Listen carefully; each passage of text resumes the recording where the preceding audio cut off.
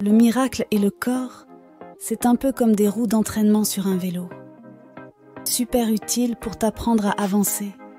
Mais une fois que tu sais rouler, tu te demandes pourquoi tu les traînais. Quand tu atteindras enfin cet état parfait où tu communiques directement avec l'esprit pur, oui, ça arrive un jour, paraît-il, tu pourras dire adieu au miracle et au corps. Mais bon, tant que tu te sens coincé dans ton petit véhicule humain, tu as deux options. Exprimer ton amour de manière miraculeuse ou, comment dire, faire n'importe quoi de non amoureux. Tu peux toujours te transformer en coquille vide, mais bonne chance pour ne rien exprimer du tout. Même en mode statue, t'es toujours en train de faire passer quelque chose, genre « je fais semblant d'être créatif », mais en fait je me suis bloqué dans ma procrastination. Et puis, spoiler alert, tu ne t'es pas inventé toi-même, donc inutile de croire que tu peux tout foutre en l'air. Tu peux détruire tes moyens de communication, oui, je te vois casser ton téléphone quand il te saoule, mais ton potentiel, lui, reste intact. Pas de bouton off sur celui-là, désolé. Ensuite, pour ceux qui ont l'esprit miraculeux ou qui prétendent l'avoir, la grande décision, c'est de ne pas attendre que le temps passe en mode « je regarde ma montre ». Parce que devine quoi ? Le temps, tu peux le gaspiller ou le compresser, c'est au choix. Donc, si t'es du genre faiseur de miracles, tu vas joyeusement accepter de gérer le temps, parce que plus tu comprimes le temps, plus tu nous rapproches tous du moment où le fils et le père feront leur grande réunion de famille. Mais attention, égalité ne veut pas dire qu'on est tous pareils maintenant. Patience, petit scarabée, on arrivera tous à avoir tout ce qu'il faut quand tout le monde aura compris qu'il a déjà tout. Quand l'expiation sera complète, oui, encore un peu de patience.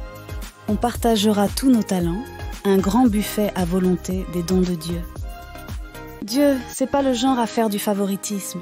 Il donne son amour total à tous et c'est le même forfait pour tout le monde. Pas d'option VIP ici. Et puis ce truc de devenir comme des petits-enfants. C'est juste une manière élégante de te dire « Reconnais que t'es totalement dépendant de Dieu. Sinon tu ne comprendras jamais la vraie puissance de ton rôle de fils. » Ce qui fait que chacun de nous est unique, ce n'est pas qu'on se mette à l'écart, mais qu'on est tous inclus dans le grand plan. Si quelqu'un se sent privé, oh le pauvre petit, c'est que sa perception est bien tordue. Et quand une personne s'embrouille, c'est toute la famille divine qui trinque. Oui, c'est comme un dîner de famille où tout le monde souffre quand un membre ramène ses problèmes. Au final, on doit tous revenir dans la grande famille de Dieu. Les miracles sont là pour te rappeler gentiment, même si tu traînes la patte, que tu devrais peut-être envisager de revenir à la maison.